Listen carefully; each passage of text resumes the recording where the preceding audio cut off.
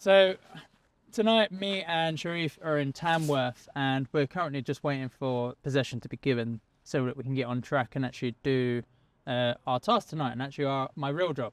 Or say someone would say my real job. How long have you been on the railway? Introduce yourself. Tell us who you are. So I'm Sheriff. I've been on the rail for almost 5 years, I think, by now. I joined 2020 around, I think, January. Simply because at that time it was lockdown. I couldn't do my work, which I used to be an electrician, and I joined. But you saw one of those courses like the government running. Get skilled back workers back to work, and you were mentioning off camera that obviously that was a great opportunity because it made you do like the base model, the 6-week program to get you into the railway. Yeah. Before then, how did you even think of the railway before then? Never once. I've never seen people in oranges. I don't know how you get into the rail. The closest thing I've seen to the rail is the HS2 because that's not far from my house. That's on the news and everything else, isn't it? And that's about it. And that's daytime. How long have we known each other? Give or take 4, pushing to 5. Yeah. So. And we've worked, and obviously we've worked together for often. that time. That's how we've met on track multiple times. Yes. So we're in the S&T field, but we're actually here as assisting one of the main clients for the railway for some of their cable surveying. So while we're waiting for track, we thought it would be a good opportunity to do a little intro and talk about Connected Railway. And so obviously in the years I've spoken about Connected Railway, and I told you about my thoughts, and every couple of weeks when we meet back up, we talk some more about it. So what was the first thought you had? And I would like to actually know, what was the first thought to your thought now about it? Because we obviously launched at the end of this month. What's the fault? What was your thought? What did you think about it? It's amazing because if I call in, here is the issue with I don't know where I'm going to be in the country if I call whatever agency I'm going to call. So I could be based in London, I could be based, I don't know, Essex, Manchester, the list goes on. The only way of finding out is by calling each agency, which is daunting. And it is 9 out of 10. It's depressing. Yeah, I'm not because and the beautiful idea of Connected Rail is instead of you calling up, you'll see everything in front of you. Yeah.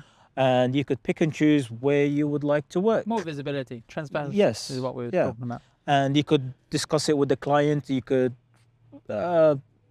chat with them. Yeah, so that's what the app does. But when I first told you about it, did you just think, oh, is this another, or did you think actually this could be a game changer? It is a game changer. That's the first thing came to my head because I struggled to find agencies who has what kind of work, etc., because S&T is so diverse, if that's the correct term. It is. There's a lot of different trades within S&T. Our experience is the S&T route, especially yours coming on. We've both been S&T route, so we're quite knowledgeable in that area. But every other trade is the same.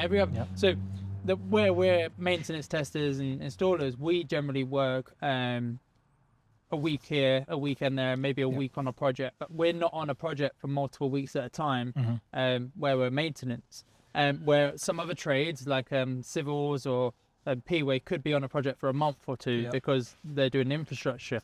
And I found it fascinating that they go around in groups and gangs, and that's fantastic. But they're always relying on the one man, generally the one who's been on the longest to know the contacts. And it's about who you know, and we know it inside out, but we hear it all the time. It's about who you know, not what you know. So it is interesting to see where that goes. But for us, if it's quiet out there... It's quiet. It is.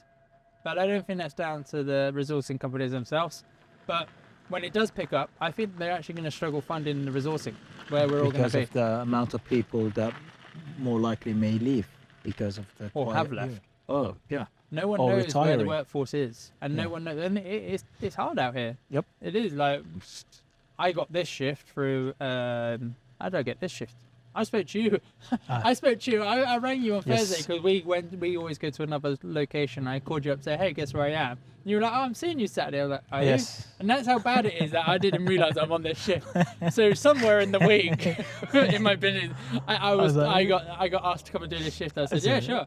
But it's just text. There's no yes, that's down to my organisation, but there is no sensible organisation. It's done by a phone call maybe, or a text message followed by an email, and you're like, okay, and you know, we're busy, aren't we? At the end of the day. So it is crazy how we get our work. How did you just get a phone call or emails? Emails. So regarding that. So it looks like our team's here. So should we call it and stay safe out there? What have you done up this weekend? And thanks, man. Pleasure, as usual. As usual.